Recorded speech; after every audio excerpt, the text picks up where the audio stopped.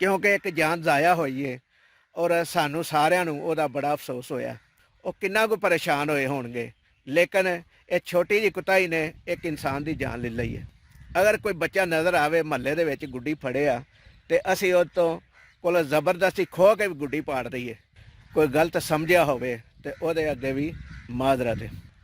रोक नहीं सकते। किड्डे मजबूर असीं वालदैन आ कि ये बच्चे गुड्डियाँ चढ़ाते हैं, अपने शौक पूरा करने की कोशिश करते हैं, लेकिन बिस्मिल्लाहिर्रहमानिर्रहीम। दोस्तों अस्सलाम वालेकुम।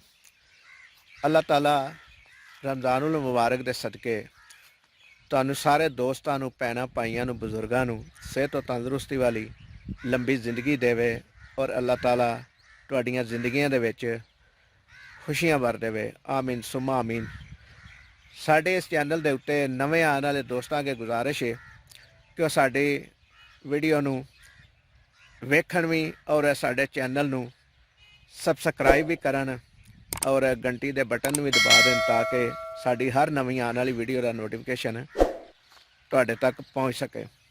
दोस्तों गुजारिश है वे कि असीं जिहड़ी भी वीडियो बनाने आ तुहाडे अगे अच्छियां अच्छियां गल्लां पेश करने आ और कोशिश ये हुंदी है कि अल्लाह ताला रमज़ानुल मुबारक के बदले इन्हां अच्छियां गल्लां दे सदके दे नाल सानू साडा जिहड़ा अजर है एक नेकी के बदले 70 नेकियां मिलनगियां रमज़ानुल मुबारक दे, वो सानू मिलता रहे और साड़ी कोशिश है जारी और सारी रहनी है। और तुहाडे अगे भी गुजारिश है कि तुसीं भी ये कोशिश करते रहो।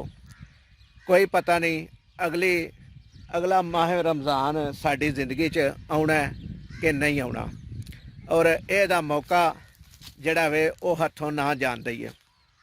तो दोस्तों अज मैं एक गल करनी चाहना, वो ये वे कि राती सोशल मीडिया के उत्ते एक वीडियो देखी और बड़ा दिल खराश वाकया, और तकरीबन वो जिन्ना भी अफसोस किया जाए वो घट है, क्योंकि वो वाकई इस तरह का होया।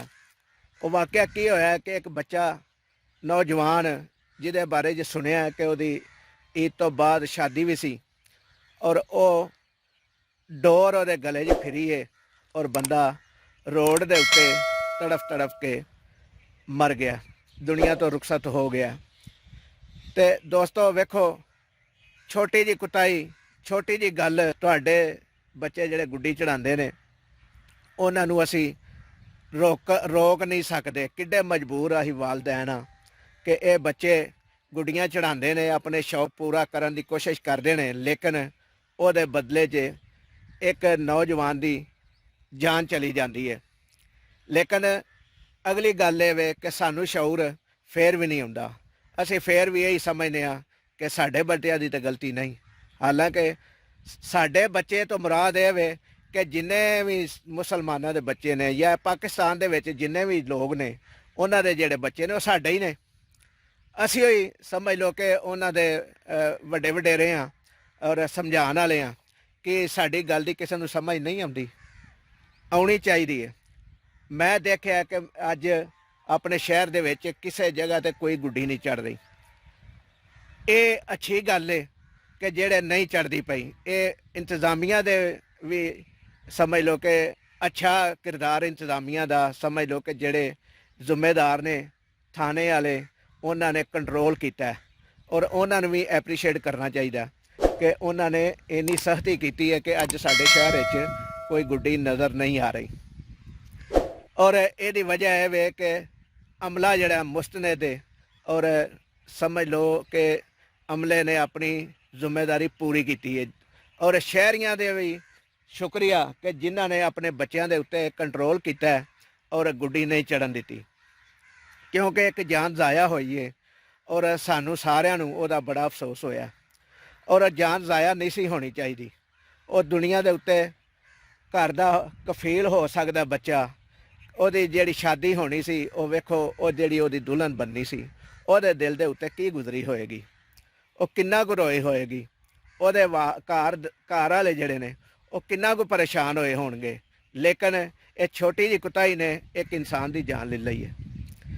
तो दोस्तों ये गल करन दा सिर्फ मकसद ये वे कि असी सारे लोग अपनी अपनी जिम्मेदारी निभाइए ਔਰ ਆਪਣੇ ਬੱਚਿਆਂ ਨੂੰ ਇਸ ਚੀਜ਼ ਦੇ ਉੱਤੇ ਸਖਤੀ ਨਾਲ ਮਨਾ ਕਰੀਏ ਕਿ ਗੁੱਡੀ ਨਹੀਂ ਚੜਾਣੀ।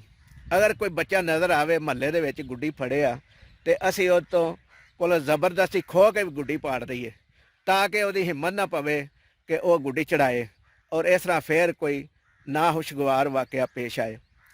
ਦੋਸਤੋ ਅੱਜ ਲਈ ਇੰਨਾ ਹੀ, ਇਹ ਪੈਗਾਮ ਦੇਣਾ ਸੀ ਤੁਹਾਨੂੰ ਦੋਸਤਾਂ ਨੂੰ। ਇਹ ਪੈਗਾਮ ਤੁਹਾਨੂੰ ਦੋਸਤਾਂ ਨੂੰ ਅੱਛਾ ਲੱਗੇ, ਇਸ ਵੀਡੀਓ ਨੂੰ ਲਾਈਕ ਕਰਿਆ ਜੇ, ਸ਼ੇਅਰ ਕਰਿਆ ਜੇ ਤੇ ਚੈਨਲ ਨੂੰ ਸਬਸਕ੍ਰਾਈਬ ਕਰਿਆ ਜੇ ਔਰ ਇੱਕ ਕਮੈਂਟ ਲਾਜ਼ਮੀ ਦਿਆ ਜੇ ਕਿ ਗੱਲ ਮੈਂ ਸਹੀ ਕੀਤੀ ਹੈ ਜਾਂ ਗਲਤ ਕੀਤੀ ਹੈ। ਹੱਸਦੇ ਰਹੋ, ਵਸਦੇ ਰਹੋ, ਜਿਉਂਦੇ ਰਹੋ, ਰੱਬ ਰਾਖਾ। ਔਰ ਇਹਦੇ ਵਿੱਚ ਅਗਰ ਕੋਈ ਗੱਲ ਕਿਸੇ ਨੂੰ ਗਲਤ ਗੱਲ ਲੱਗੀ ਹੋਵੇ, ਕੋਈ ਗਲਤ ਸਮਝਿਆ ਹੋਵੇ ਤੇ ਉਹਦੇ ਅੱਗੇ ਵੀ ਮਾਜ਼ਰਤ ਹੈ। ਅੱਲਾ ਨਿਗਹਿਬਾਨ।